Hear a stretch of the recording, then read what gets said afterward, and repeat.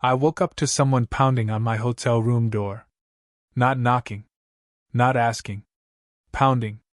3 heavy blows that shook the frame hard enough to make the cheap lamp beside my bed flicker. Bang. Bang. Bang. I checked my phone. 3:13 a.m. The hallway outside was silent except for the echo of those 3 knocks. Then a woman's voice whispered through the wood. "Please, housekeeping." My stomach dropped. Housekeeping had gone home hours ago. And I wasn't a guest. I was the night clerk. The voice came again.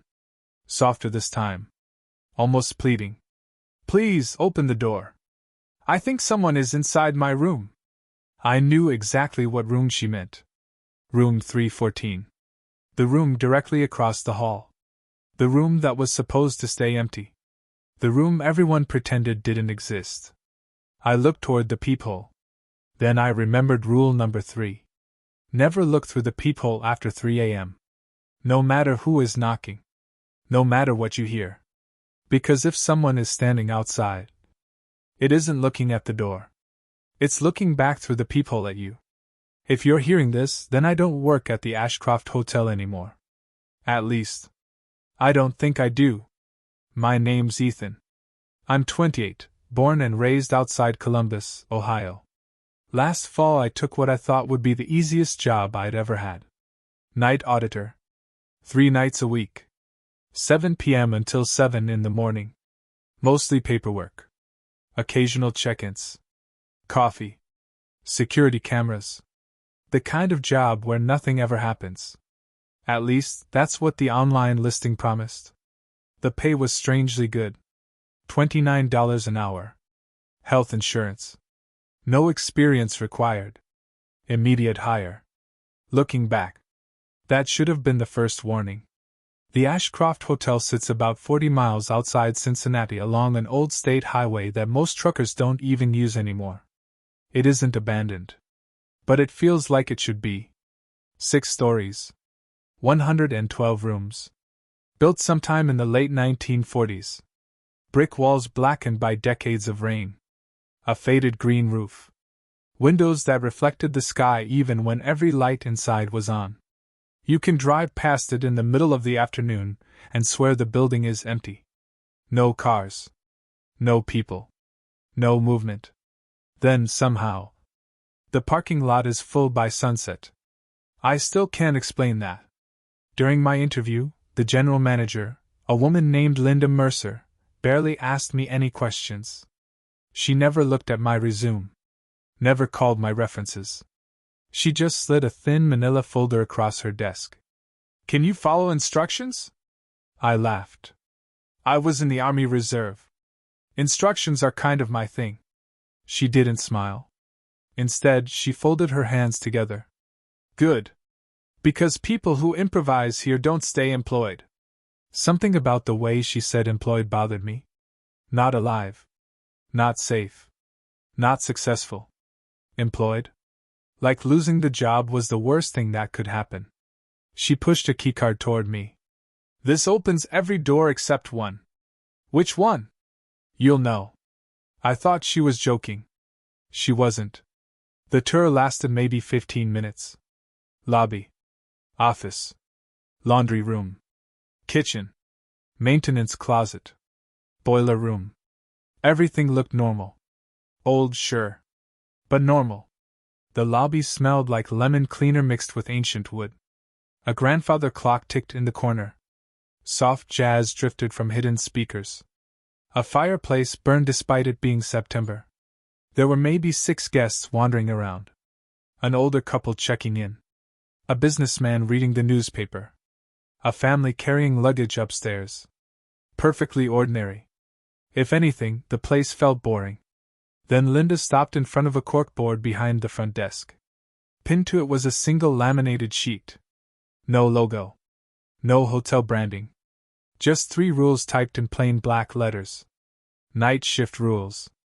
Rule 1. If room 314 calls the front desk, do not answer. Let it ring exactly 7 times. It will stop. If it rings an 8th time, leave the lobby immediately. Rule 2.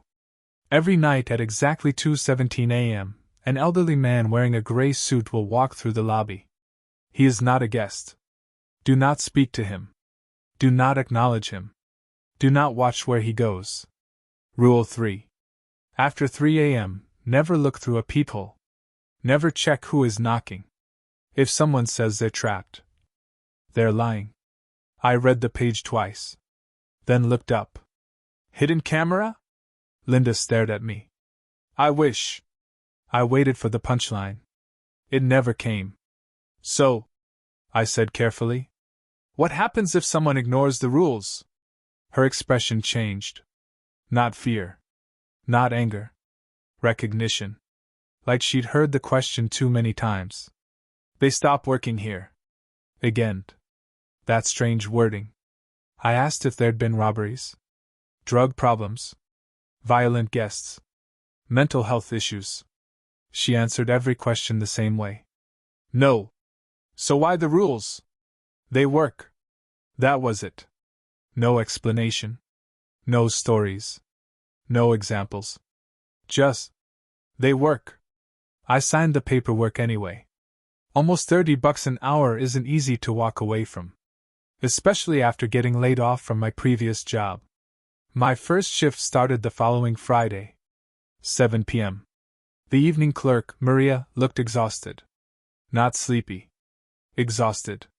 Like she'd spent 12 hours carrying something invisible. She handed me another copy of the rules. You read these? Yeah. Read them again. I already memorized them. Read them anyway. She watched while I did. Word for word. Only after I finished did she nod. Good. Then she lowered her voice. If anything strange happens before midnight, call security. If anything strange happens after midnight, don't. Why? They can't help. Before I could ask another question, she grabbed her purse and hurried out the front doors without looking back. I noticed something odd. She never said, "Have a good night." She said, "I hope the hotel likes you." Likes me? Not that I would like the hotel. The other way around. That sentence stuck in my head all evening.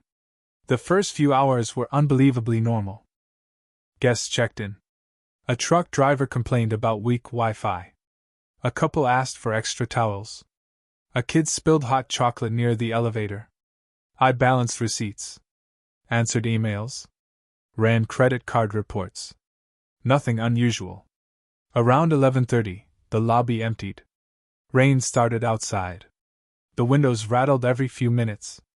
I poured another cup of coffee and started thinking everyone had been messing with the new guy. Then the phone rang. Room 208. The guest needed extra blankets. Normal. 10 minutes later. Room 512. Their TV remote wasn't working. Normal. Midnight. 1:30. Still nothing. I actually laughed. Maybe this place had some weird company tradition. Scare the rookie. Make him nervous. By 2 o'clock, I'd almost forgotten about the rules entirely. Then every security monitor went black. All 16 screens. At exactly the same moment. No static. No glitch. Just black. My first thought was a power issue. But the lobby lights stayed on. The clock kept ticking. The jazz kept playing. Only the cameras had died. I reached for the phone to call maintenance. Then I noticed the digital clock above the monitors. 2:16 a.m. 1 minute before rule number 2. I remembered what Maria had said. If something strange happens after midnight, don't call security. The clock changed. 2:17. Right on time. The front doors opened. No wind. No sound. They simply swung inward. An elderly man stepped inside. Gray suit. Gray tie. Gray hat tucked neatly under one arm. He looked to be somewhere in his 70s. Tall. Thin. Perfect posture. Rain covered the parking lot outside. But his shoes were completely dry. He walked with slow, measured steps across the marble floor. Tick. Tick. Tick. The grandfather clock seemed louder now. I remembered the rule. Do not acknowledge him. Easy enough. I lowered my eyes toward the paperwork on the desk. I could still hear his footsteps. Closer. Closer. Closer. Then, they stopped. Right in front of the reception desk. I felt him standing there. Less than 3 feet away. The silence stretched so long that I almost looked up. Almost. Instead, I kept staring at the same invoice, pretending to read it. After what felt like an entire minute, the footsteps started again. Slowly moving away. Toward the guest elevators. There was no ding. No opening doors. No footsteps returning. Just silence. When I finally dared to glance up several minutes later, the lobby was empty. The security cameras flickered back to life. Every monitor showed exactly what it should. Except one. Camera 9. The third-floor hallway. Outside room 314. Someone was standing in front of the door. Perfectly still. Facing the camera. Too far away to identify. The timestamp read 2:18 a.m. I leaned closer to the monitor. The figure never moved. Didn't blink. Didn't sway. Just stood there. Watching the camera. Watching me. Then the phone on the front desk rang. The display flashed only 4 numbers. 314. My hand froze inches above the receiver. Rule number 1. If room 314 calls, do not answer. The ringing echoed through the empty lobby. Once. Twice. 3 times. I counted every ring. 4. 5. 6. On the 7th ring, the phone stopped. I let out the breath I'd been holding. Then, 1 second later, it rang again. The display still read 314. My blood turned to ice. The rule had been exact. It was supposed to stop after 7 rings. Not start again. Not ever. And somewhere above me, on the 3rd floor, a door slowly creaked open. A door opening inside an old hotel shouldn't sound terrifying. Normally it doesn't. But that sound, it didn't come through the security cameras. It came from the ceiling. Like the building itself had carried it down through the pipes and walls. A long, slow, wooden groan. As if a heavy door hadn't been opened in years. The phone kept ringing. 314. Once. Twice. 3 times. I stared at the receiver, remembering the exact wording of the rule. If room 314 calls the front desk, do not answer. Let it ring exactly 7 times. It will stop. If it rings an 8th time, leave the lobby immediately.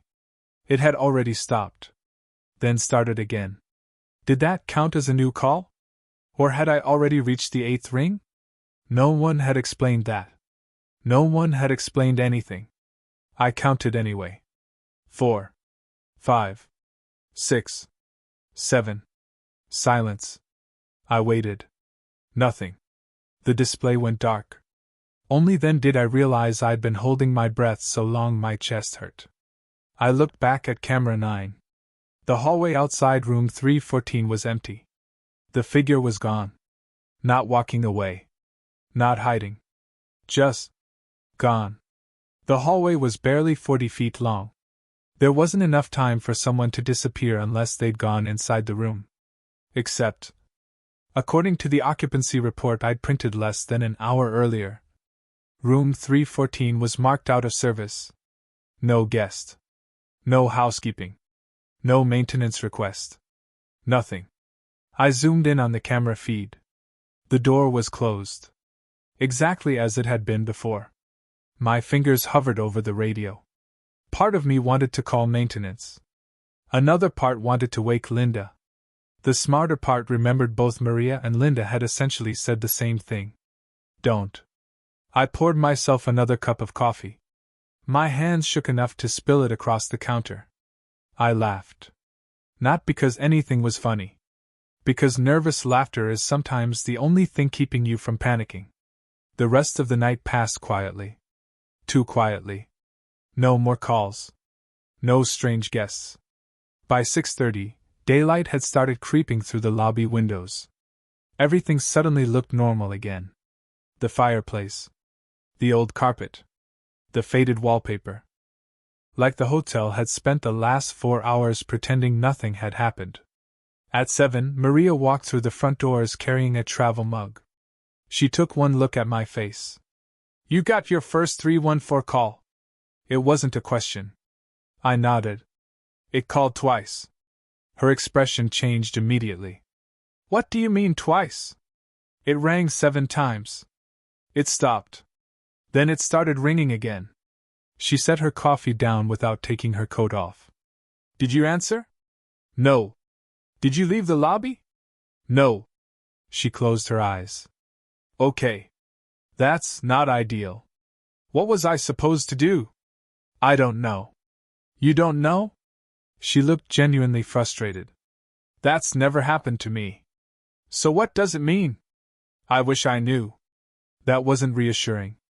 She leaned over my shoulder and pulled up the overnight security footage. Camera 9. 2:18 a.m. There was the hallway. There was the figure. Standing perfectly still. Facing the camera. Maria paused the video. You saw this?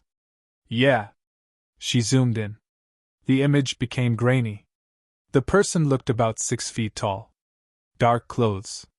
Hands at their sides. Face impossible to make out. Then Maria's breathing slowed. No.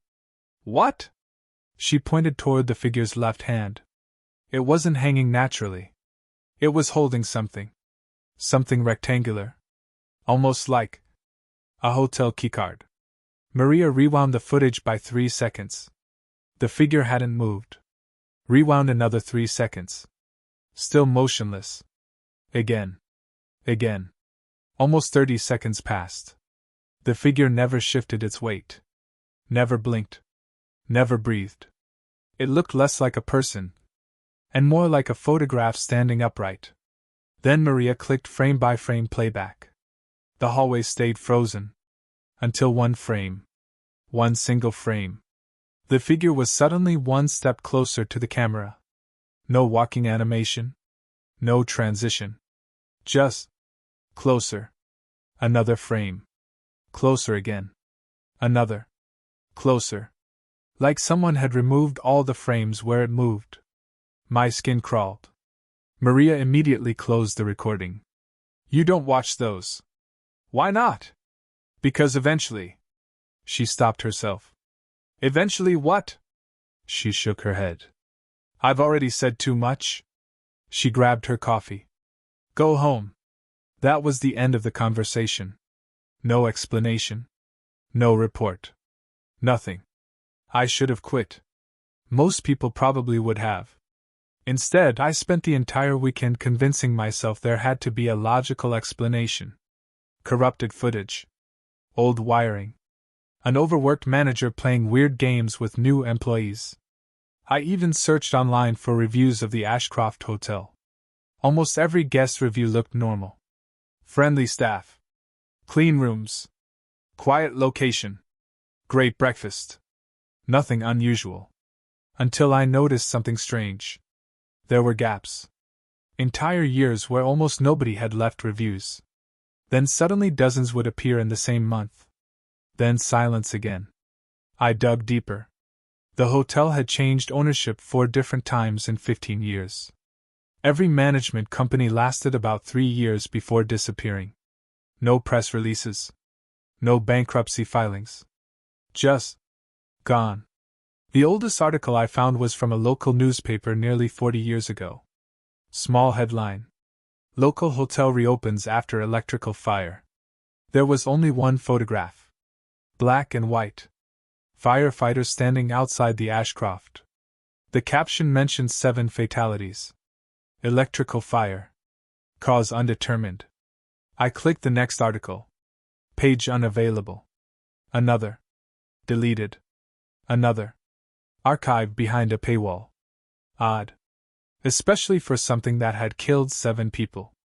By Sunday night, I'd convinced myself I was overthinking everything.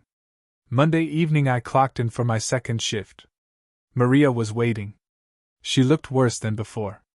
Dark circles. Shaking hands. She handed me something folded into quarters.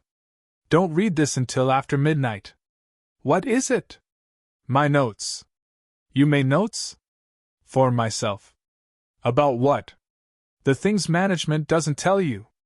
Before I could unfold it, she grabbed my wrist. Seriously. After midnight. Not before. Then she walked away. I slipped the paper into my pocket. Linda arrived a few minutes later. She was carrying a cardboard archive box. Old employee files? She stopped beside the front desk. Anything unusual your first night? I hesitated. Should I tell her? I decided honesty was probably smarter. Room 314 called twice. She froze. Not dramatically. Just stopped moving. For maybe 2 seconds. Then she smiled. A fake smile. I'm sure you counted wrong. I didn't. The phone system is old. It displayed 314 both times. She stared at me for a long moment. Then quietly asked, Did anyone else tell you that happened? What? The second call. No. Good. She picked up the archive box again. If anyone asks. It didn't. Then she walked into the back office. I watched her disappear through the doorway. Something clicked in my head. That wasn't someone dismissing a problem. That was someone trying to erase it. Around 9 o'clock, I remembered the employee files. Curiosity got the better of me. Linda had left the archive box half open. Inside were dozens of personnel folders. Night clerks. Maintenance workers. Housekeepers. Security guards. Some dated back 20 years. One detail jumped out immediately. Almost every folder had the same stamp across the front. Employment terminated. Normal enough. Except, none of them listed a reason. I flipped through another. Same thing. Another. Same. Then I found a folder without the stamp. Instead, it simply read, Transferred. No destination. No date. Just transferred. The employee's name was Daniel Brooks. Night auditor. 3 years. His personnel photo showed a man about my age. Brown hair. Blue eyes. Friendly smile. Something about him felt familiar. Then I realized why. He looked almost exactly like me. Same height. Same build. Same haircut. Even the same style of glasses. I checked the hiring paperwork. Date of birth. Only 2 days apart from mine. A coincidence. It had to be. I kept reading. Emergency contact. No longer available. Address. Vacant property. Phone number. Disconnected. The final page was missing. Someone had torn it out. A voice behind me made me jump. Find someone interesting? Linda. She was standing only a few feet away. I hadn't heard her walk up. I quickly closed the folder. Just organizing. She looked down at the name on the cover. Daniel Brooks. For the first time since I'd met her. She looked genuinely sad. He was a good employee. What happened to him? He transferred. Where? She looked directly into my eyes. I don't know. Then she took the folder from my hands and quietly slid it into a locked drawer beneath the reception desk. As she turned the key, she said something so softly I almost missed it. I hope we don't need another one. Before I could ask what she meant, every light in the lobby dimmed. The grandfather clock stopped ticking. And from somewhere on the 3rd floor, a woman began screaming my name. Not Ethan. The other name. Daniel.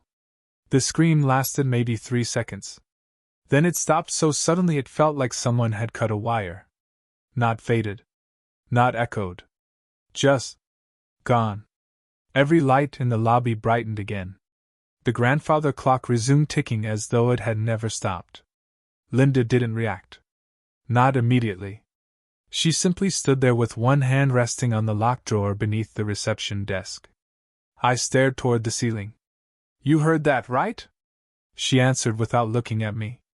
"I heard something." She said a name? "I know.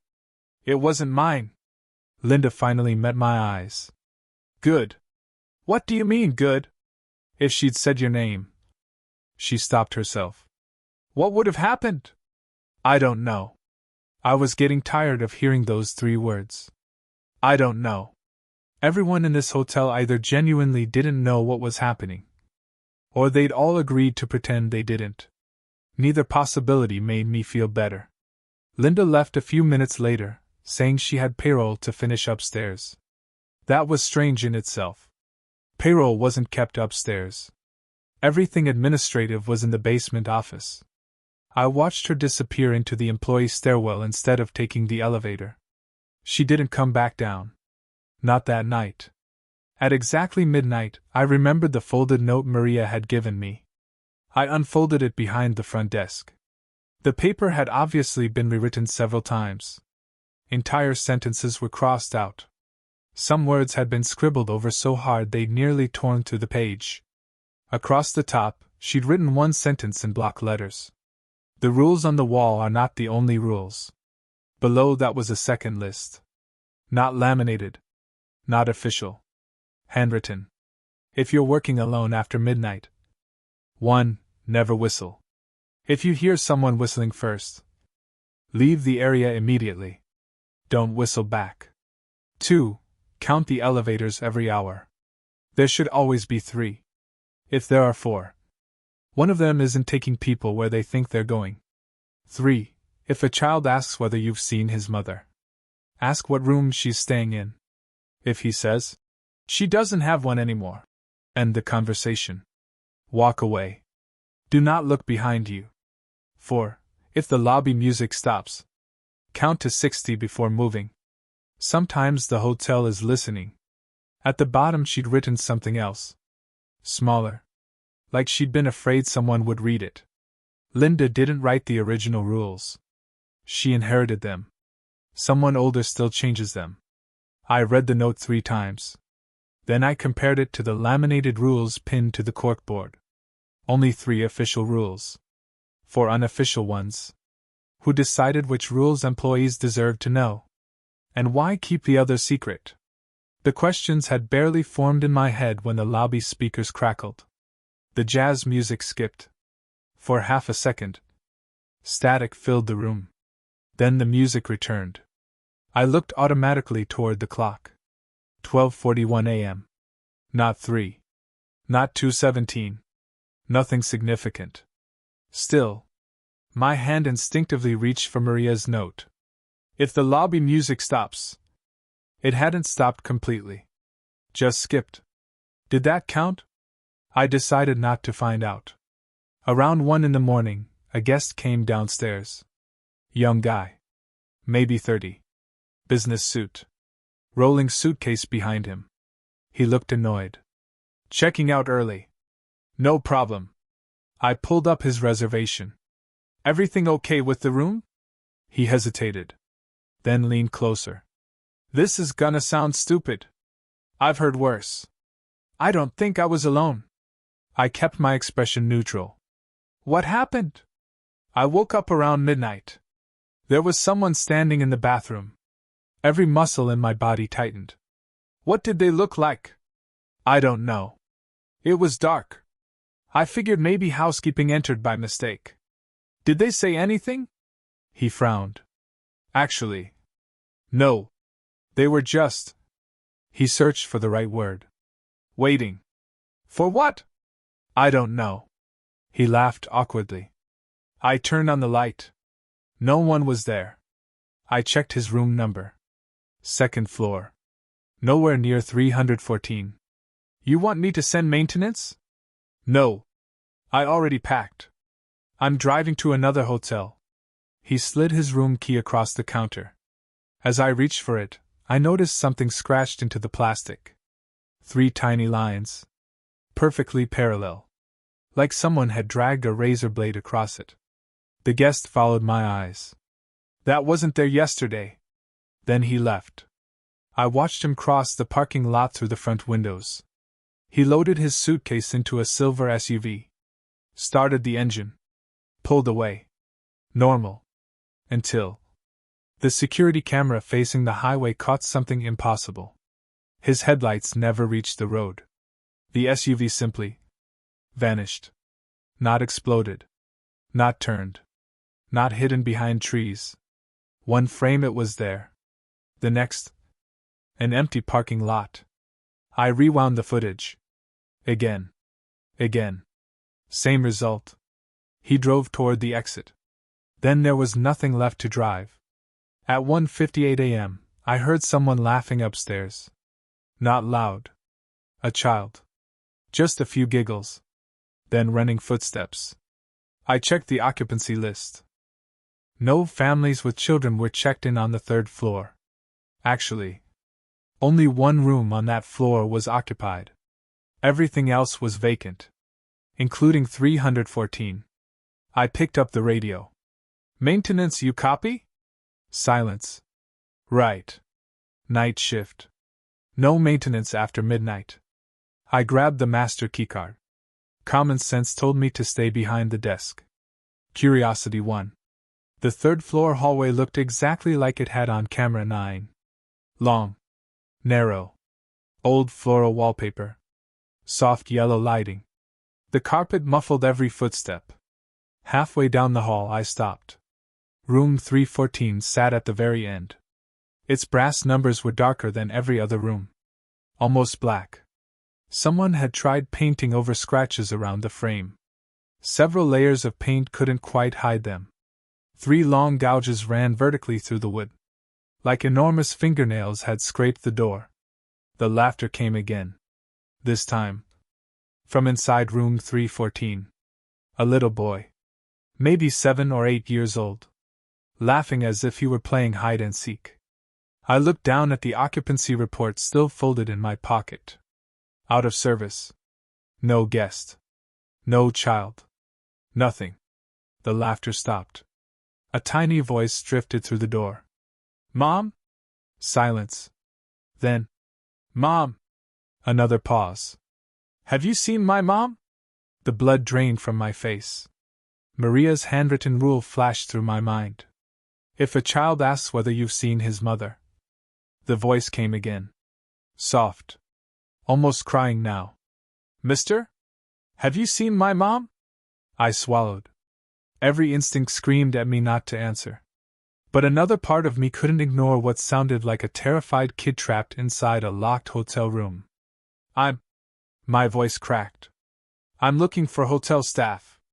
The hallway became unnaturally quiet. No air conditioner. No plumbing. No buzzing lights. Nothing. Then the child spoke again. She doesn't have one anymore. Every hair on my arm stood up. Exactly. Word for word. Maria's note. I didn't think. I turned around and walked. Not fast. Not running. Just walking exactly as she'd written.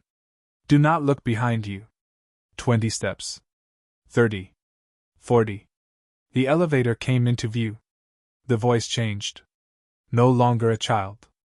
Now it sounded like an old woman. Ethan. Another step. You forgot something. Another. We're almost finished with your room. My name. This time it used my real one. I kept walking. The elevator doors opened with a cheerful ding. Empty. I stepped inside. Pressed lobby. The doors began closing. Just before they met. Something pale slid into the narrowing gap. Not a hand. Not exactly. Long white fingers with far too many joints curled around the edge of the door. The doors stopped. Then slowly started opening again. The fingers tightened, holding them apart. I slammed the emergency close button over and over. Nothing happened. The opening widened another inch. Then another. Beyond the gap. I couldn't see a person. Only darkness. A darkness that seemed deeper than the hallway itself. And inside that darkness, dozens of eyes. All open. All staring directly at me. Then, from somewhere inside the mass of shadows, a calm, familiar voice spoke. It wasn't the child. It wasn't the old woman. It was Daniel, the night auditor whose file had vanished. He sounded exhausted, like someone who hadn't slept in years. Ethan, don't let it think you're replacing me. Ethan, don't let it think you're replacing me. The voice was unmistakably human. Not distorted. Not whispering. Just tired. So unbelievably tired that, for one irrational second, I almost answered. Then the elevator doors slammed shut on their own. Hard enough to make the entire cab shudder. The descent button lit up. 3, 2. The elevator began moving. Except. It wasn't. I know how ridiculous that sounds. The floor indicator changed from 3 to 2, but I never felt the elevator descend. No vibration. No hum. No sensation of movement. It was like someone had simply changed the numbers above the door. The indicator blinked. 2. Then. 4. I frowned. There wasn't a fourth floor stop between 3 and the lobby. The Ashcroft only had 6 floors, but this elevator never stopped on 4 unless someone selected it. I hadn't. The elevator dinged. The doors opened. I wasn't looking at the 4th floor. I was looking at another hotel. At least, that's what it appeared to be.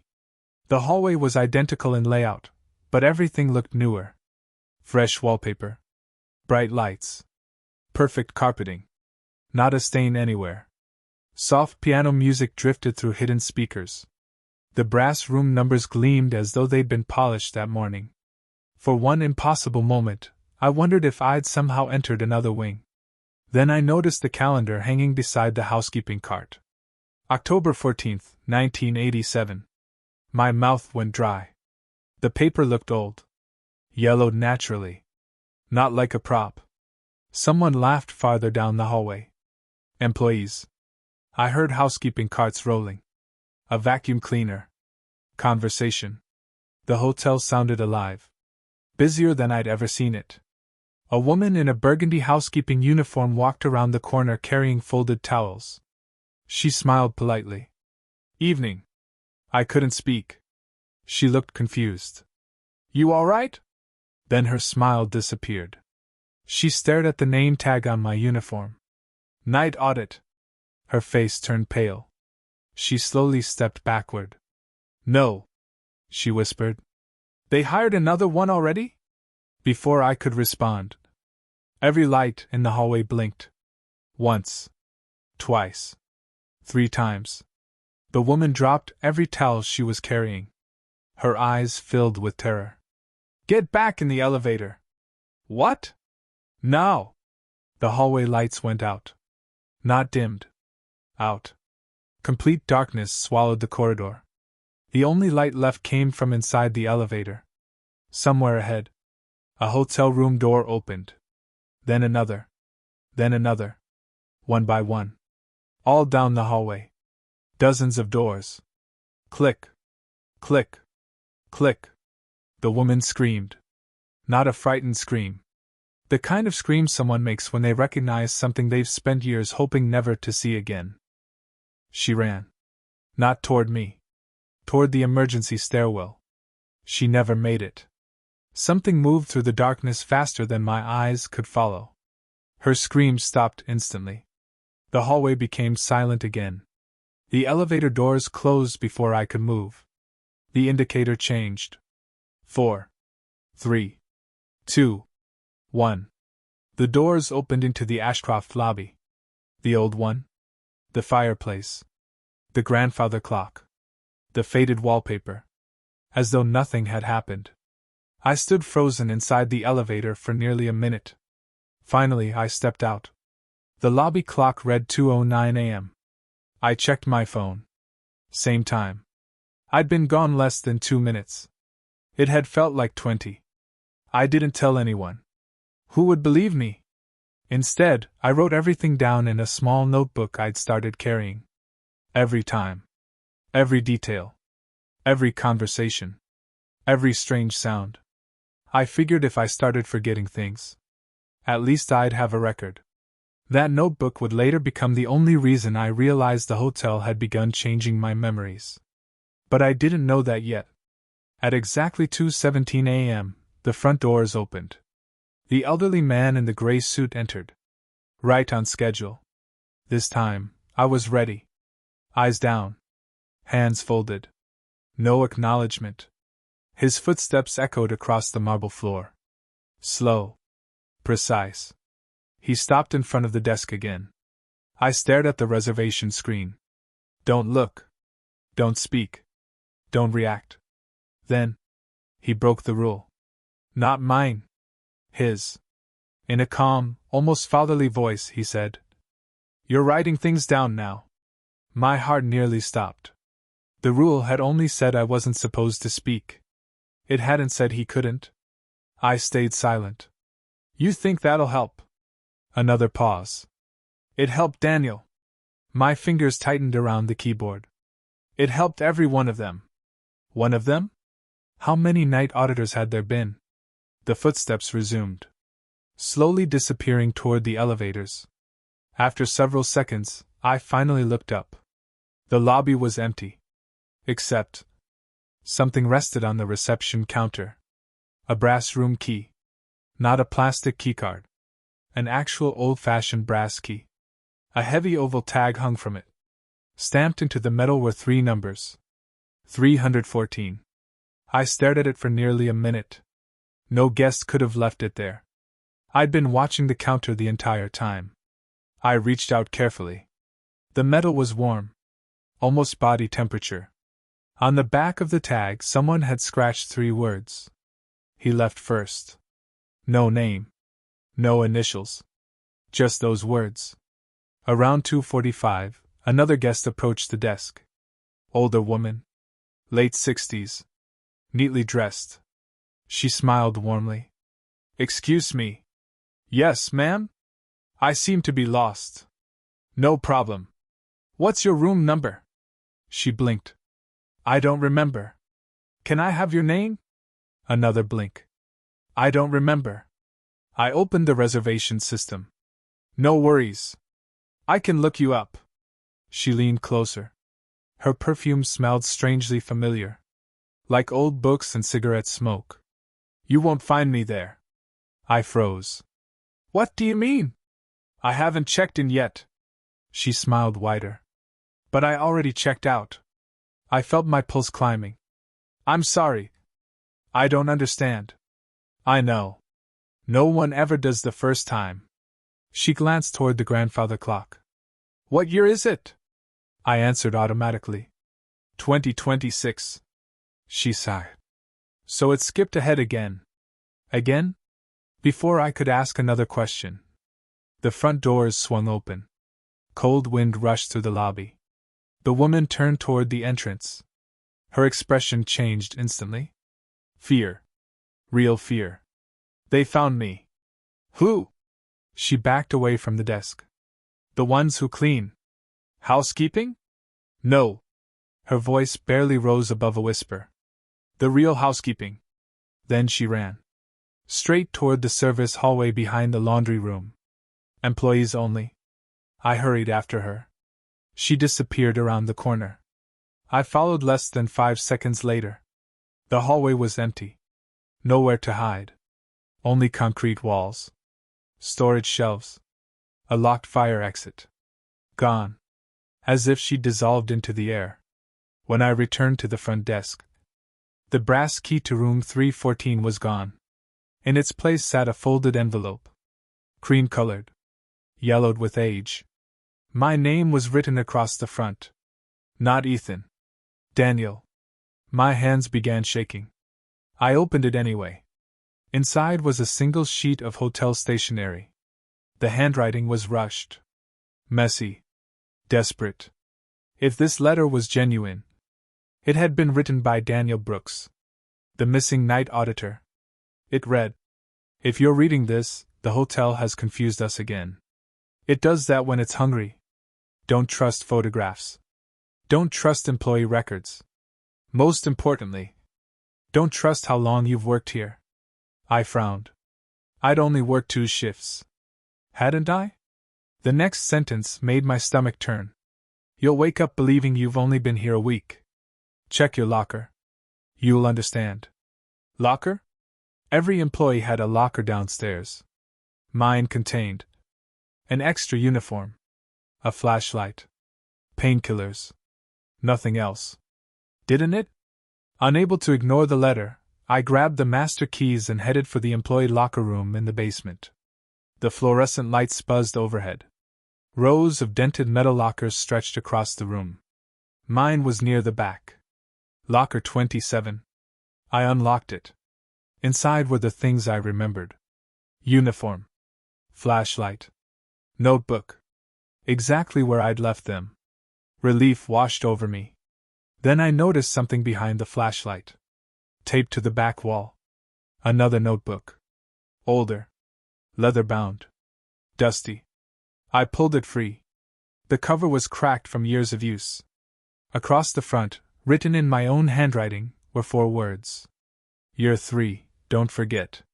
I stared at it. Unable to breathe. Unable to think. Because I had only been employed at the Ashcroft Hotel. For 4 days. Hadn't I? I dropped the notebook. It hit the concrete floor with a flat, heavy thud. For a second, I just stared at it.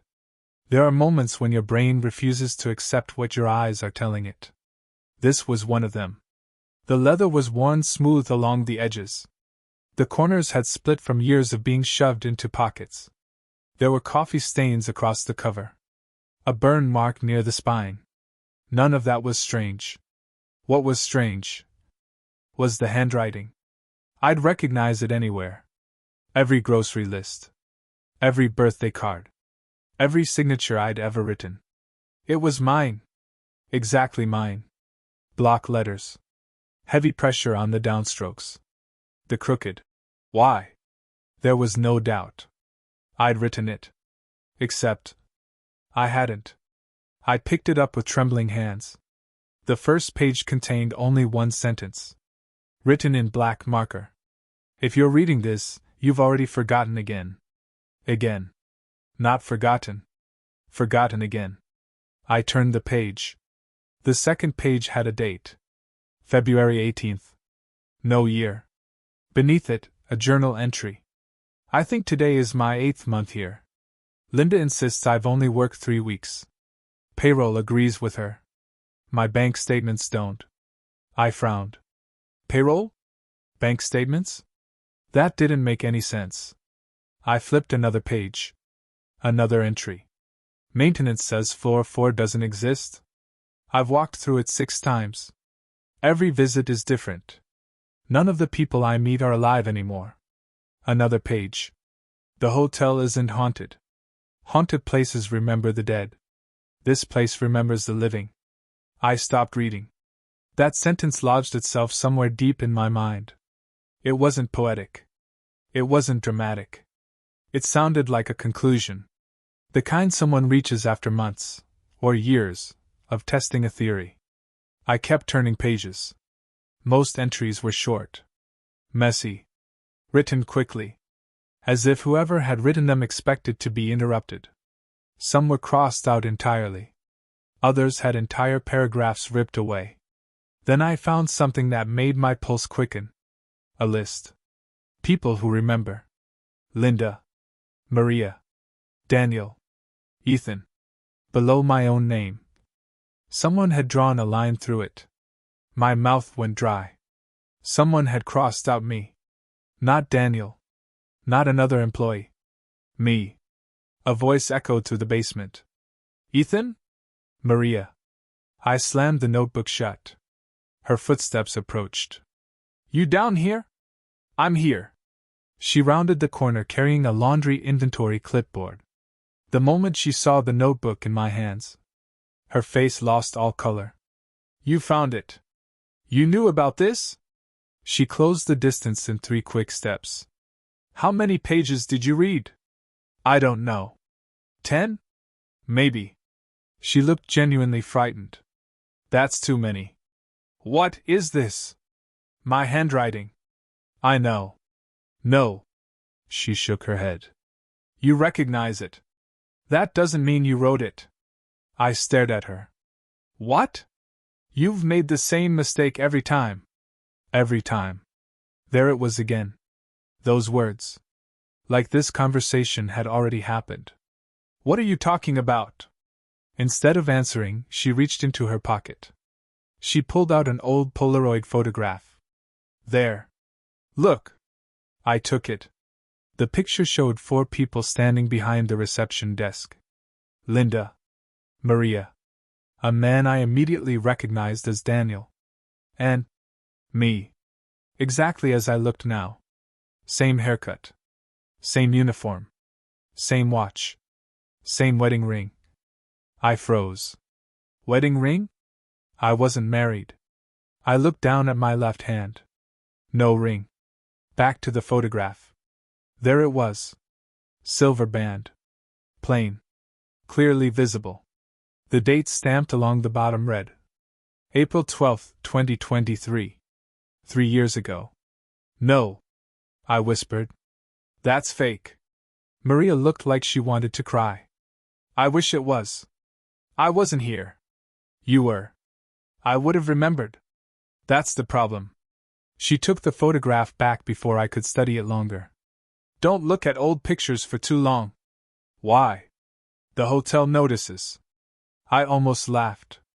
The hotel notices? You keep saying things like that. As if the building is alive. Maria didn't answer immediately. She looked toward the basement ceiling. Like she was making sure no one else was listening. Finally. She whispered. What if it is? Either of us spoke for several seconds. Then, the basement lights flickered once. Maria's head snapped toward the ceiling. What time is it? I checked my phone. 2:53 a.m. Her expression hardened. We need to leave. Why? No one should be in the basement after 3. Is that another rule? It wasn't. What does that mean? She grabbed my wrist. It became one. We climbed the stairs 2 at a time. The moment we reached the lobby, the grandfather clock struck 3. 1, 2, 3. The final chime hadn't even faded before. Someone knocked on the front doors. 3 slow knocks. The parking lot outside was empty. No headlights. No cars. Just rain. Knock. Knock. Knock. I frowned. We're closed. Maria didn't even look toward the entrance. Ignore it. Another 3 knocks. Harder. Knock. Knock. Knock. Then, a man's voice. Calm. Friendly. Front desk? I left my room key. Maria squeezed my arms so tightly it hurt. Don't answer. I wasn't going to. The voice came again. No rush. I've got all night. It sounded normal. Not distorted. Not ghostly. Just a tired traveler standing in the rain. Another knock. Then another. Then silence. I waited. 5 seconds. 10. Nothing. Finally, the automatic doors unlocked themselves. Neither of us had touched the controls. The glass doors slowly slid open. Cold air flooded the lobby. Outside, no one stood there. Only rain. Then wet footprints appeared. One after another. Crossing the welcome mat. As if someone invisible had just walked inside. Maria whispered one word. No. The footprints continued. Across the marble floor. Straight toward the reception desk. Stopping less than 3 feet in front of us. Whoever, or whatever, had entered. Was standing there. Watching us. I couldn't see anything. But I could hear breathing. Slow. Patient. Almost curious. Then the invisible thing spoke. I think. The voice sounded different now. Like several voices layered together. You're keeping things from us. The lobby lights dimmed. Every security monitor turned to static. The fireplace went out. Even the grandfather clock stopped. The entire hotel felt still. Like it was waiting. Then every phone in the building began ringing.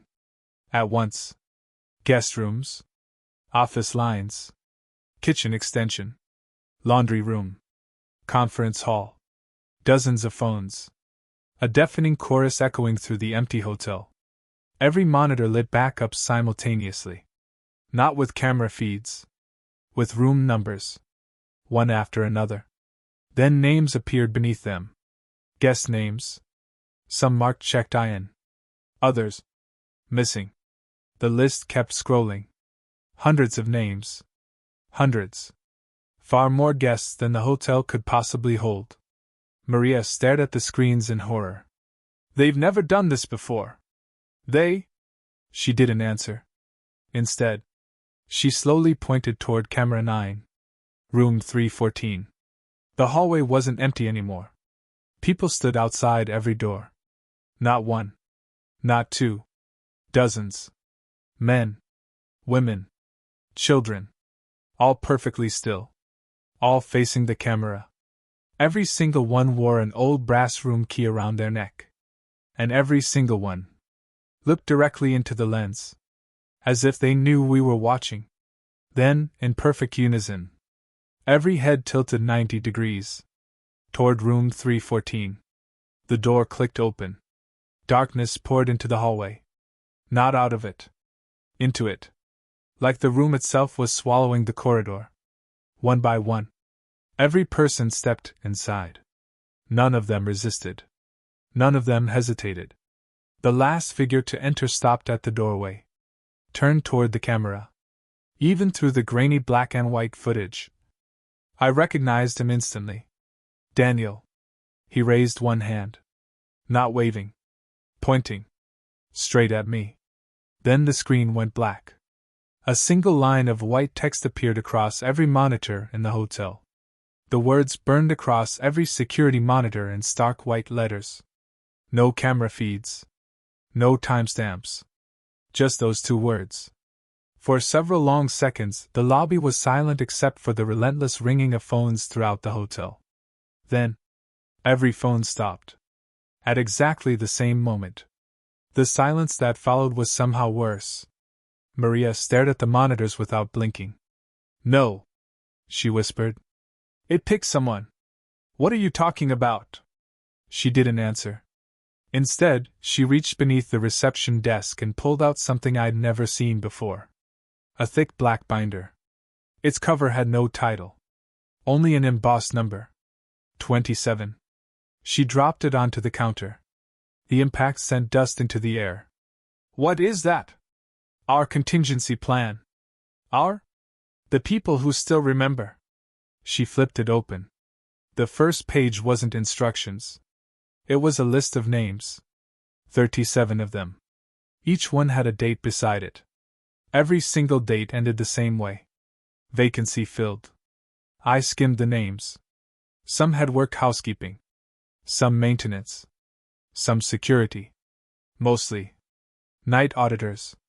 Near the bottom of the list, I found Daniel Brooks.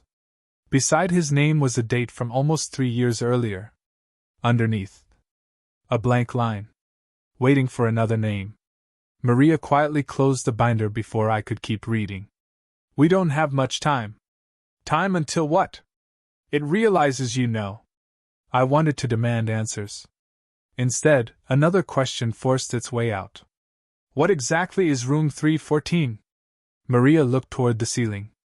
For a moment, I thought she wasn't going to answer. Finally, she spoke. I don't think it's a room. I frowned.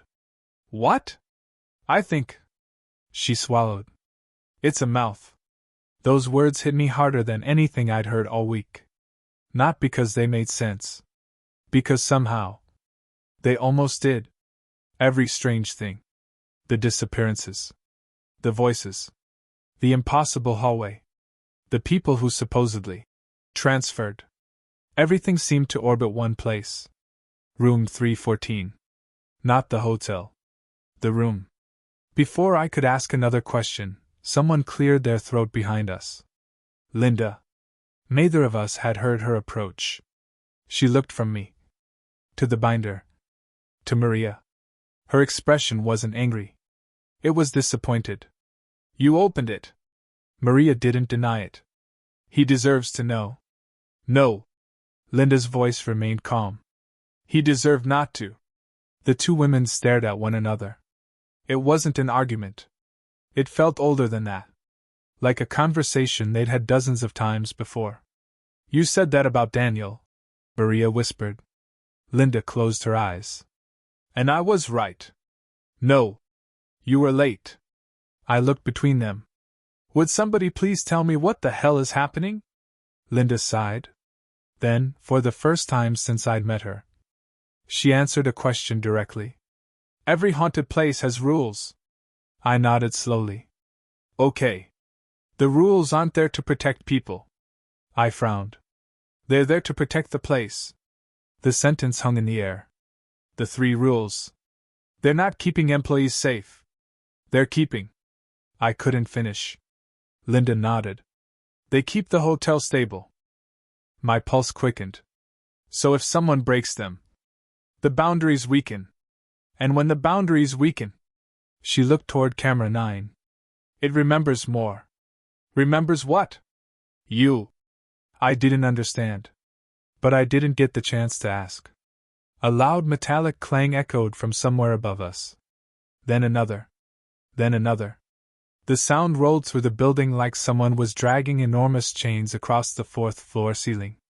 Except, the 4th floor was directly above us. And according to every floor plan I'd seen, it shouldn't have been. The lights dimmed. Not flickered. Dimmed. As though someone had slowly turned down the power. The air inside the lobby became noticeably colder. The fireplace died again. Then came a sound I'd never heard before. An elevator bell. Not one of ours. This one was deeper. Older. Almost mechanical. Ding. All 3 of us looked toward the elevators. The display above the center elevator read 4. Maria immediately backed away. Linda didn't move. The doors slid open. Inside stood a bellhop. Perfectly pressed burgundy uniform. White gloves. Gold buttons. Small cap. He couldn't have been older than 25. His face was pleasant. Professional. Ordinary. Except, he had no eyes. Not empty sockets. Smooth skin. As though eyes had never existed. He smiled politely. Good evening. No one answered. He looked directly toward me. Or at least, toward where I was standing. Mr. Brooks. I felt my stomach knot. My name is Ethan. His smile widened slightly. Not for long. He held out a luggage cart. It was empty. At first. Then, without anyone touching it, a suitcase appeared. Old brown leather. Covered in travel stickers. The bellhop rested one gloved hand on it. Your belongings. I don't have a suitcase. You will. Maria whispered. Don't go near him. The bellhop ignored her. Checkout is at dawn. What? Guests who overstay become employees. Employees? I laughed nervously. That's not funny. He tilted his head. I wasn't attempting humor. The elevator doors began closing. Just before they met. The bellhop spoke one final sentence. The hotel apologizes for the delay. Your replacement has been difficult to locate. The doors shut. The display changed. 4, 3, 2, 1. L. The elevator opened again almost immediately. Empty. No bellhop. No suitcase. Nothing. Nobody spoke. Finally, Linda walked behind the desk. She unlocked another drawer I'd never noticed before. Inside sat an old guest registry. Leather-bound. Massive. She placed it in front of me. Open to the last page. I did. Every line listed names. Arrival dates. Departure dates. Thousands of entries stretching back decades. The final page contained only 3 active registrations. Linda Mercer. Status. Employee. Maria Alvarez. Status. Employee. The third line made my blood run cold. Ethan Carter. Status. Guest. Check-in date. October 14th, 2023. I stared at it. Today's date was July. 3 years. 3 entire years. No, I whispered. That's impossible. I started here last week. Linda quietly slid something else across the counter. My driver's license. Except, it wasn't the one in my wallet. It was older. Cracked. The expiration date had passed months ago. Beside it was a faded parking receipt. A movie ticket. A grocery receipt. All dated. One even from earlier this year. My name. My debit card. My signature. I couldn't breathe. I don't remember any of this. I know. Linda's voice sounded genuinely sympathetic. That's how it survives. I staggered backward. No. This is fake. It has to be. Maria looked like she wanted to argue. Linda simply asked, "What was the last movie you remember seeing?" The question caught me off guard. What? The last movie? I opened my mouth. Nothing came out. I couldn't remember. What about Christmas? She asked gently. What did you do last Christmas? Again. Nothing.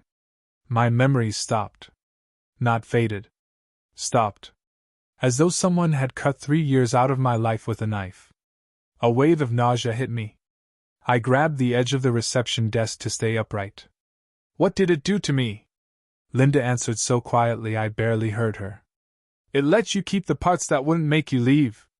Before I could process that, every light in the lobby exploded. Not burst into flames. Exploded. Glass rained across the marble floor. The hotel plunged into darkness. Emergency lights flickered on. Deep red. Everything looked soaked in blood. Then, the public address speakers crackled to life. An old recording began playing. Static. Then a man's voice. Calm. Professional. This is the Ashcroft Hotel emergency evacuation procedure. The recording skipped. Repeated. Then continued. If you are hearing this, room 314 has become occupied. Silence. Then a second voice interrupted the recording. Panicked. Breathing hard. It wasn't part of the announcement. It was someone hijacking it. Do not let them assign another auditor. The voice cracked with fear. They're not hiring people. They're replacing memories. Maria covered her mouth. She knew the voice. So did I. Because it was Daniel. The recording continued beneath him, almost drowning him out. Please proceed calmly. Daniel shouted louder. If Ethan remembers everything, the hotel loses him. Then, a horrible sound tore through the speakers. Like someone being dragged away from a microphone. Daniel screamed one last sentence. Don't let it check you, you. The transmission cut off. Silence returned. Then, somewhere high above us, on the floor that wasn't supposed to exist, 100 hotel room doors opened at once. The sound rolled through the building like distant thunder. Not one door. Not 10. Hundreds. A wave of synchronized clicks echoed from somewhere impossibly high above the ceiling. Click. Click. Click. Click. Then, footsteps. Hundreds of them. Not running. Walking. Slowly. Methodically. As if an entire hotel full of guests had decided to check out at exactly the same time. The footsteps never reached the stairs. Never reached the elevators. They simply continued overhead. Directly above the lobby. Walking across a floor that officially did not exist. Every instinct told me to run. Instead, I looked up. The ceiling tiles vibrated with each passing step. Fine dust drifted down like gray snow. One tile shifted.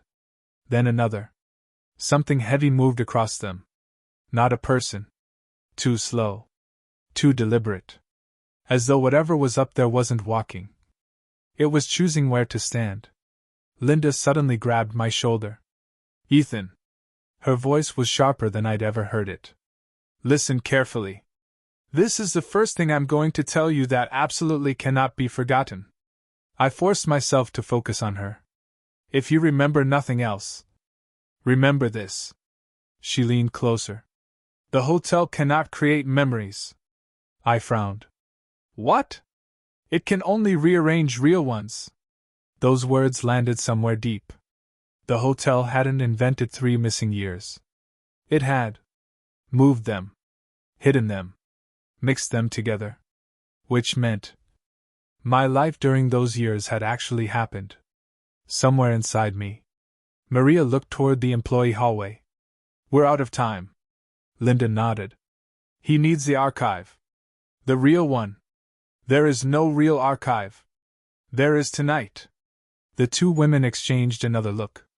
One filled with silent understanding. Then Linda handed me a brass key unlike any I'd seen before. It was black. Not painted black. The metal itself was black. The tag attached to it bore only a Roman numeral. 4.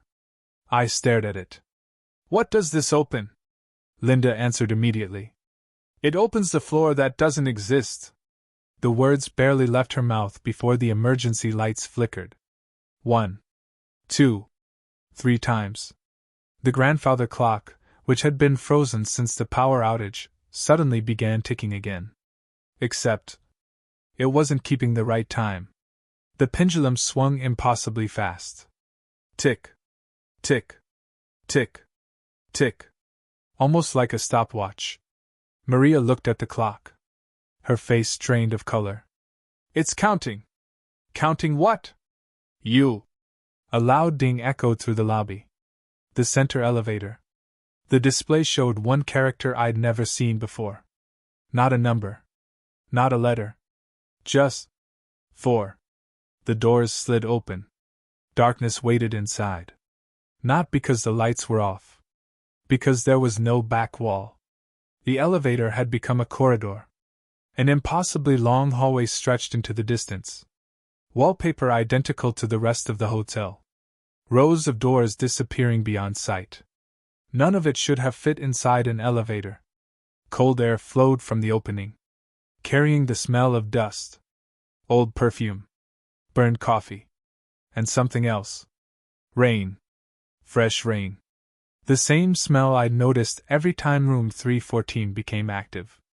Linda looked at me. If we're right, this won't happen again. If we're wrong.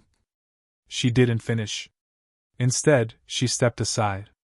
The choice was mine. Every logical part of my brain screamed to leave the hotel. Walk out the front doors. Call the police. Never come back. But logic had stopped working the moment I heard someone call from an empty room. I tightened my grip on the black key. Then stepped inside the elevator. Maria followed immediately. Linda stayed behind. Aren't you coming? She smiled sadly. I already have. The doors closed. The hallway beyond should have been impossible. The ceiling stretched nearly 20 feet overhead. Crystal chandeliers hung every 50 feet. All lit. The carpet looked brand new. No stains. No wear. No dust. Like it had been waiting decades for guests who never arrived.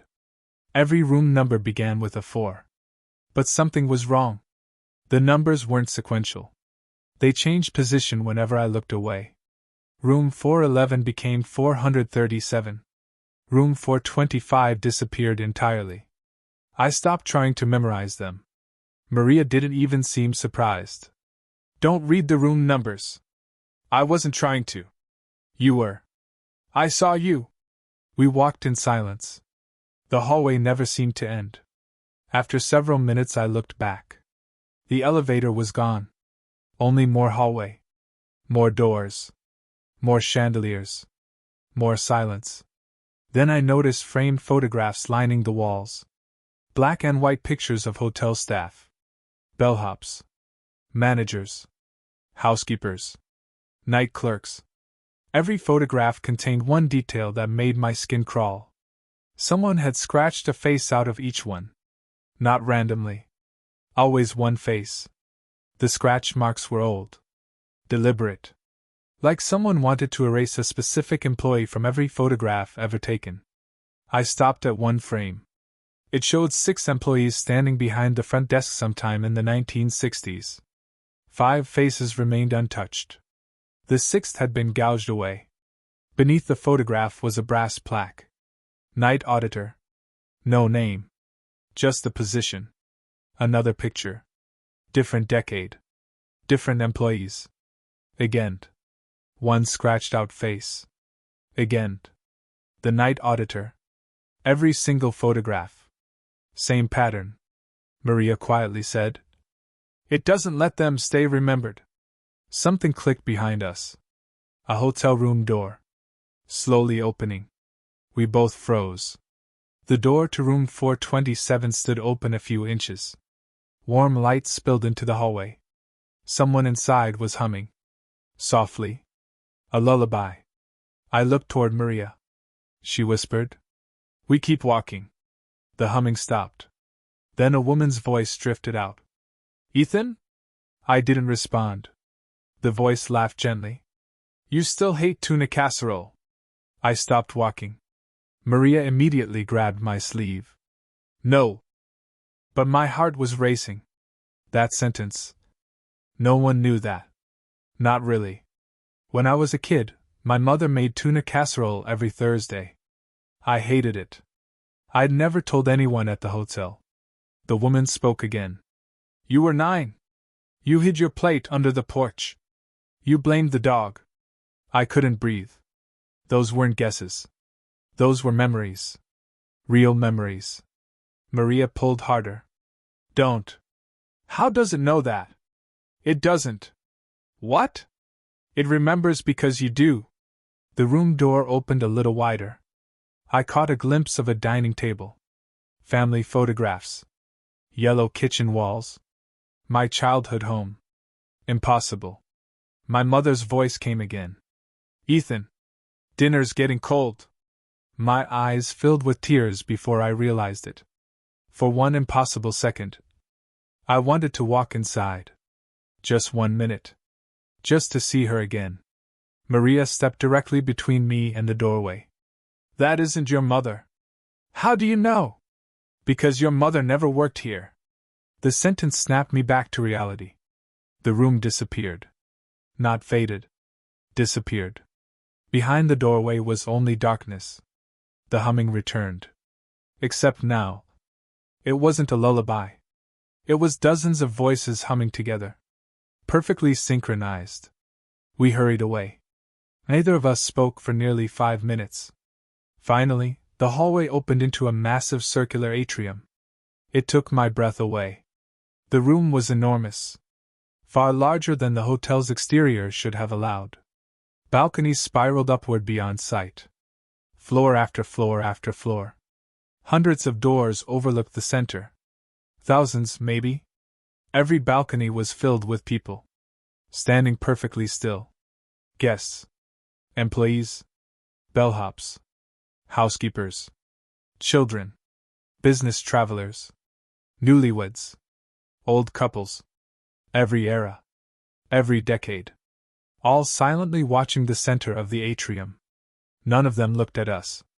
They were focused on something below. I stepped closer to the railing.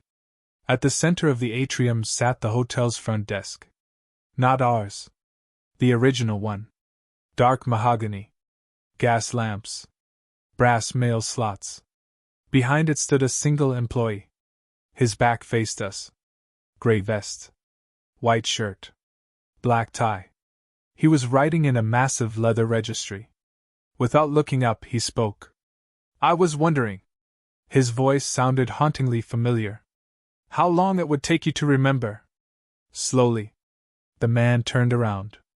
I felt every muscle in my body lock. The face staring back at me was mine. Not similar. Not close. Exactly mine. Except older. Older by maybe 15 years. Gray beginning at the temples. Deep circles under tired eyes. A small scar across the chin I didn't have. He smiled sadly.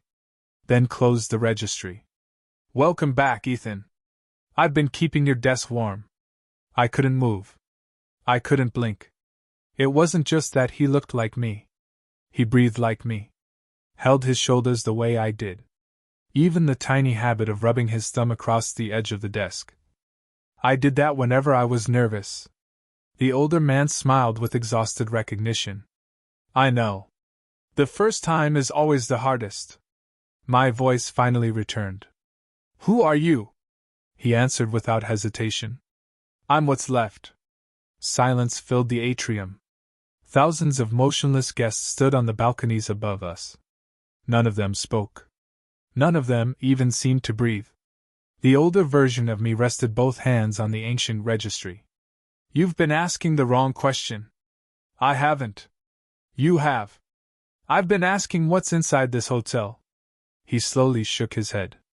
The question isn't what's inside the hotel. His tired eyes lifted to meet mine. It's what's outside. Those words hit me harder than anything else I'd heard. Outside? I'd driven here. I'd gone home. Hadn't I?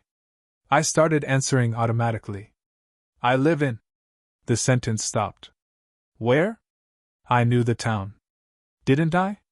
I pictured my apartment. My kitchen. My bedroom. Nothing. Only fragments. A coffee mug. A blue couch. Rain against the window. No address. No building.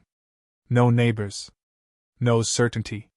The older Ethan nodded sadly. Exactly. Maria stepped between us. Don't listen to him. I remember this part.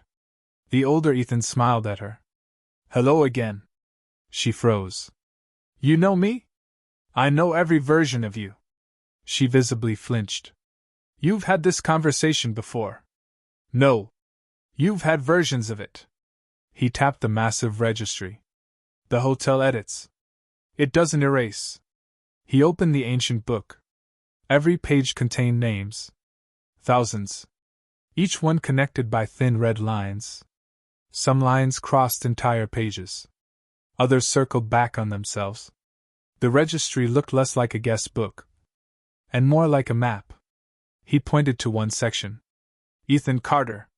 The name appeared dozens of times. Not once. Dozens. Every entry had a different arrival date. Different departure date. Different handwriting. Some ended with checked out. Others. Returned. One entry simply read. Refused. I looked up. What does that mean? He hesitated. It means you almost escaped. Almost. You keep talking like this has happened before. It has. No. Not to me. To all of us. He gestured toward the balconies. Look. I forced myself to look upward. At first, I saw only silent people. Then details emerged. A businessman still carrying an old leather briefcase. A bride with dried flowers in her hands. A World War II soldier. A teenage girl wearing headphones from the early 2000s. A bellhop from the 1950s. Every decade. Every generation. Every face. Watching the center. They aren't ghosts. The older Ethan said quietly. They're memories. I frowned. What? The hotel keeps copies. Copies of people? Not exactly. It keeps the version of you that stopped leaving. A cold wave spread through my chest. So they're dead? He looked genuinely uncertain. I don't know. No one does. A slow clap echoed through the atrium. One clap. Then another. Then another. Every person on every balcony raised their hands simultaneously. Not toward us. Toward the ceiling. Thousands of synchronized claps. The sound became deafening. Dust rained down. The chandeliers began swaying. Maria covered her ears. They're waking it up. What? She looked toward the darkness above. The manager. Everything stopped. The applause. The humming. The whispers. Absolute silence. Then, a door opened somewhere impossibly high above. Not loud. Not dramatic. Just A single click. Every person in the atrium lowered their heads, like employees standing for inspection. The older Ethan closed the registry immediately. His calm expression disappeared. You shouldn't be here. You invited us. No. His voice became urgent. I remembered you. That's different. Heavy footsteps echoed downward. Not descending stairs. Walking through the air. One step. Another. Each impact shook the balconies. Cracks spread across marble columns. The chandeliers dimmed. The older Ethan backed away from the registry. For the first time. He looked afraid. I've never seen it come this far down. A shadow appeared at the top balcony. It wasn't shaped like a person. Or an animal. Or anything I could compare to. It simply occupied space incorrectly. Like reality had folded around something too large to fit. The surrounding darkness bent toward it. The air itself seemed heavier. I couldn't make out details. Every time I focused, my eyes slid away. As though my brain refused to process what I was seeing. Then it spoke. Its voice wasn't loud. It didn't need to be. Every wall carried it. Every floor repeated it. Every door echoed it. Ethan. Just my name. Nothing else. But somehow, it sounded disappointed. The older Ethan whispered. Don't answer. I wasn't planning to. The voice continued. You've been difficult. The words echoed from every direction. Maria grabbed my arm. We have to leave. How? I don't know. Not those 3 words again. The shadows shifted. The balconies trembled. Thousands of silent people lifted their heads in perfect synchronization. Every one of them turned toward me. Not the shadow. Me. Then, one by one, they began speaking. Not shouting. Speaking normally. Each in a different voice. Each saying a different sentence. I remember your birthday. You left your keys in Cleveland. You cried after your father died. You were afraid of deep water. You broke your wrist at 13. You wanted to be an architect. Thousands of memories. Mine. Every forgotten moment. Being spoken back to me. Not random. Ordered. Like someone was reading my life aloud. I fell to my knees. The memories hit all at once. Christmas mornings. College lectures. First kiss. Military training. Birthdays. Hospital waiting rooms. Road trips. Arguments. Jobs. 3 missing years. Everything. Not complete. Fragments. Millions of fragments. I screamed. Not because they hurt.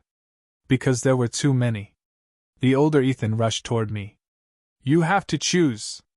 What? If you remember everything. It keeps you. If you forget again. You go back. What kind of choice is that? The only one we ever get. The shadow took another impossible step. Reality cracked. Literally. Thin black fractures spread through the air itself. Doors warped. Walls bent. The balconies began twisting like reflections on disturbed water. Maria shouted something. I couldn't hear her. The voices had become overwhelming. Thousands of my own memories. Talking over one another. Then, one memory rose above all the others. Not from childhood. Not from before the hotel. From 3 years ago. My first night. Except, it wasn't my first night. I remembered standing behind the front desk. Daniel beside me. He was smiling. Laughing, actually. He held out the laminated sheet. The rules aren't hard, he'd said. You just have to remember one thing. What? I'd asked. Daniel had looked directly at me. Then he'd smiled. It doesn't want employees. It wants witnesses. The memory ended. I looked toward the older version of myself. He slowly nodded. Now you finally remember. Then the impossible shadow spoke again. Only 4 words. Words that completely changed how I understood everything that had happened. You were never hired. Then the registry slammed itself shut. The sound of the registry closing echoed through the atrium like a gunshot. Every balcony shook. The chandeliers exploded into showers of crystal. For a heartbeat, everything froze. Then every person lining the railings turned toward me at once. Thousands of faces. Thousands of empty expressions. And together, in one perfectly synchronized voice, they whispered, "Check out." The words rolled through the atrium in waves. "Check out! Check out! Check out!" I clamped my hands over my ears.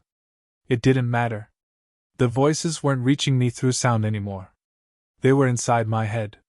The older version of me grabbed my shoulders. "Ethan!" His voice cut through the noise. "You have to decide now." "What am I deciding?" "You can leave." Hope surged through me. "You mean escape?" He hesitated. "No. You can leave the hotel." "That's not the same thing." My stomach tightened. "What does that mean?" He looked at me with the kind of pity you reserve for someone who has already received bad news. "You've been asking the wrong questions since the beginning." Again. "The hotel." He glanced upward toward the impossible shadow. "Isn't keeping people inside. It's keeping something outside." The words didn't make sense. Until they did. Every strange rule. Every locked room. Every missing employee. Every impossible memory. The rules had never been about protecting us. They had been about maintaining a prison. Not for the guests. For whatever lived beyond room 314. The thing everyone simply called the manager. The shadow took another step. The atrium groaned. Entire balconies twisted. Doors ripped from their hinges. The ancient registry slid across the desk on its own, stopping directly in front of me. It opened to the final page. Only one line remained blank. At the top of the page, written in faded ink, were 3 words. Night Auditor Appointment. Below it, a fountain pen appeared. Dark black ink already coating the nib. I stared at it. The older Ethan whispered, "Don't touch it." The shadow spoke at the exact same moment. "Sign." 2 commands. 2 opposite choices. Maria stepped beside me. She was crying. Not loudly. Silently. "I finally remember." I looked at her. "What?" "I wasn't hired either." She laughed bitterly. "I checked into this hotel with my parents." My blood ran cold. "I was 12. She wiped tears from her face. "I've been trying to leave ever since." That couldn't be true. She looked 30. Maybe 32. She shook her head before I even spoke. "It changes how you age. Sometimes years pass. Sometimes they don't." I stopped counting. Another memory slammed into me. Not gently. Like a freight train.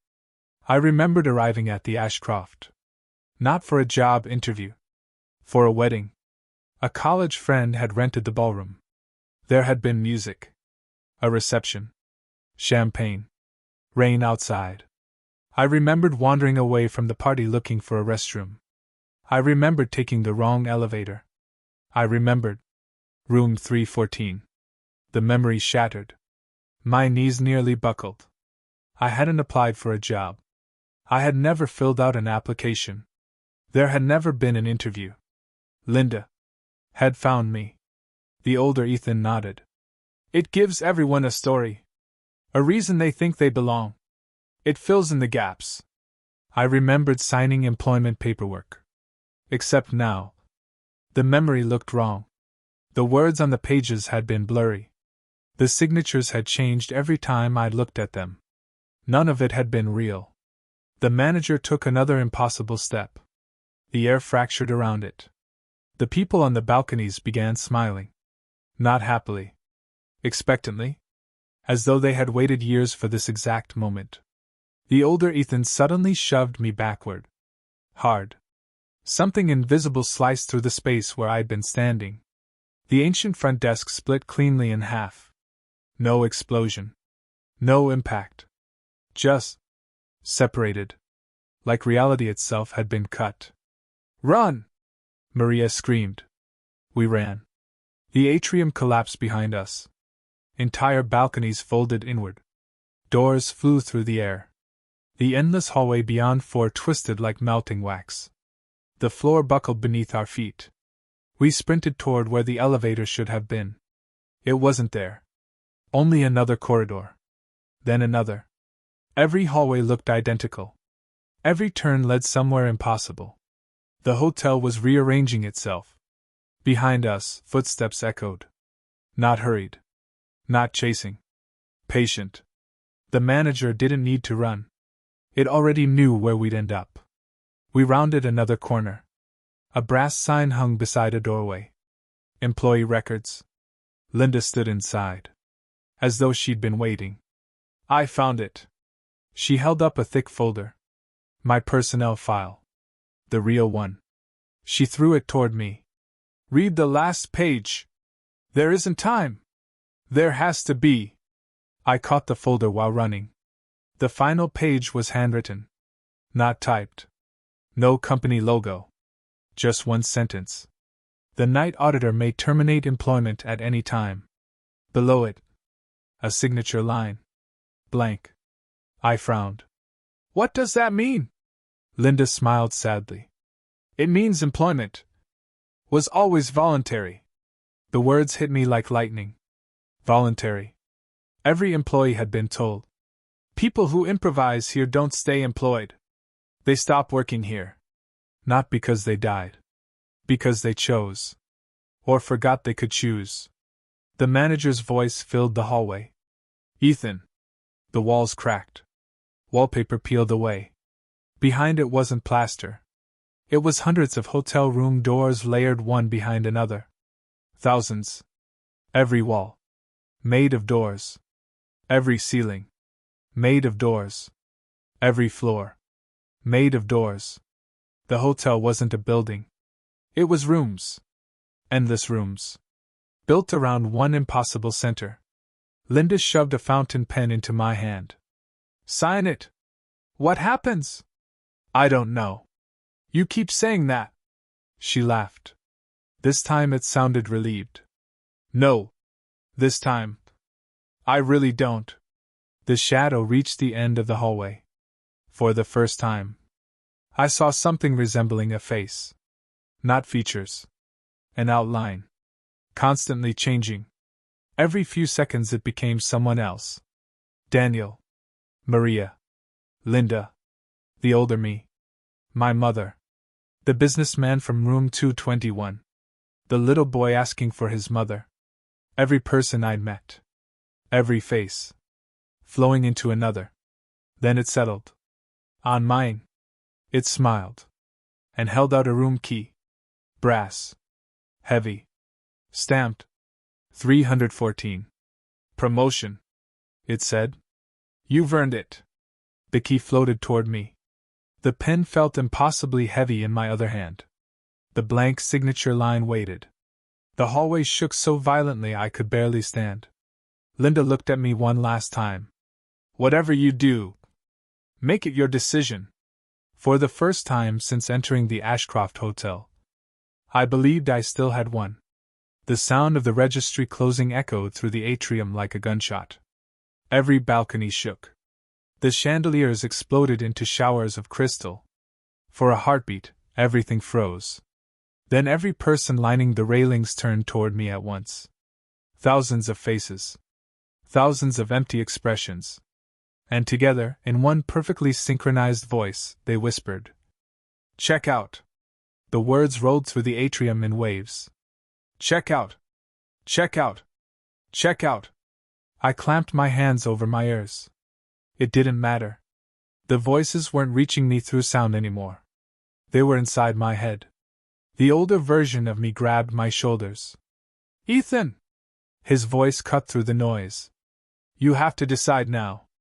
"What am I deciding?" "You can leave." Hope surged through me.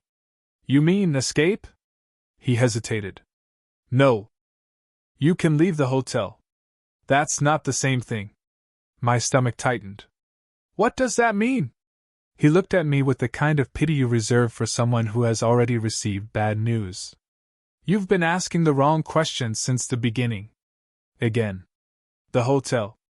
He glanced upward toward the impossible shadow. Isn't keeping people inside. It's keeping something outside. The words didn't make sense. Until they did. Every strange rule. Every locked room. Every missing employee. Every impossible memory. The rules had never been about protecting us. They had been about maintaining a prison. Not for the guests. For whatever lived beyond room 314. The thing everyone simply called the manager. The shadow took another step. The atrium groaned. Entire balconies twisted. Doors ripped from their hinges. The ancient registry slid across the desk on its own, stopping directly in front of me. It opened to the final page. Only one line remained blank. At the top of the page, written in faded ink, were 3 words. Night Auditor Appointment. Below it, a fountain pen appeared. Dark black ink already coating the nib. I stared at it. The older Ethan whispered, "Don't touch it." The shadow spoke at the exact same moment. Sign. 2 commands. 2 opposite choices. Maria stepped beside me. She was crying. Not loudly. Silently. I finally remember. I looked at her. What? I wasn't hired either. She laughed bitterly. I checked into this hotel with my parents. My blood ran cold. I was 12. She wiped tears from her face. I've been trying to leave ever since. That couldn't be true. She looked 30. Maybe 32. She shook her head before I even spoke. It changes how you age. Sometimes years pass. Sometimes they don't. I stopped counting. Another memory slammed into me. Not gently. Like a freight train. I remembered arriving at the Ashcroft. Not for a job interview. For a wedding. A college friend had rented the ballroom. There had been music. A reception. Champagne. Rain outside. I remembered wandering away from the party looking for a restroom. I remembered taking the wrong elevator. I remembered. Room 314. The memory shattered. My knees nearly buckled. I hadn't applied for a job. I had never filled out an application. There had never been an interview. Linda had found me. The older Ethan nodded. It gives everyone a story. A reason they think they belong. It fills in the gaps. I remembered signing employment paperwork. Except now. The memory looked wrong. The words on the pages had been blurry. The signatures had changed every time I looked at them. None of it had been real. The manager took another impossible step. The air fractured around it. The people on the balconies began smiling. Not happily. Expectantly. As though they had waited years for this exact moment. The older Ethan suddenly shoved me backward. Hard. Something invisible sliced through the space where I'd been standing. The ancient front desk split cleanly in half. No explosion. No impact. Just separated. Like reality itself had been cut. Run! Maria screamed. We ran. The atrium collapsed behind us. Entire balconies folded inward. Doors flew through the air. The endless hallway beyond 4 twisted like melting wax. The floor buckled beneath our feet. We sprinted toward where the elevator should have been. It wasn't there. Only another corridor. Then another. Every hallway looked identical. Every turn led somewhere impossible. The hotel was rearranging itself. Behind us, footsteps echoed. Not hurried. Not chasing. Patient. The manager didn't need to run. It already knew where we'd end up. We rounded another corner. A brass sign hung beside a doorway. Employee records. Linda stood inside. As though she'd been waiting. I found it. She held up a thick folder. My personnel file. The real one. She threw it toward me. Read the last page. There isn't time. There has to be. I caught the folder while running. The final page was handwritten. Not typed. No company logo. Just one sentence. The night auditor may terminate employment at any time. Below it, a signature line. Blank. I frowned. What does that mean? Linda smiled sadly. It means employment was always voluntary. The words hit me like lightning. Voluntary. Every employee had been told. People who improvise here don't stay employed. They stop working here.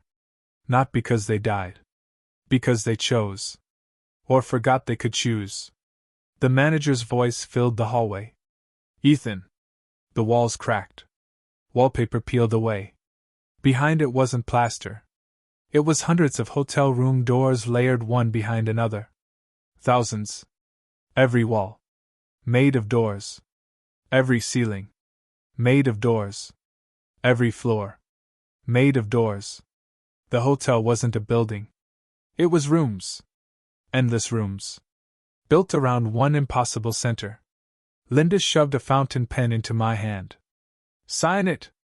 What happens? I don't know. You keep saying that. She laughed. This time it sounded relieved. No.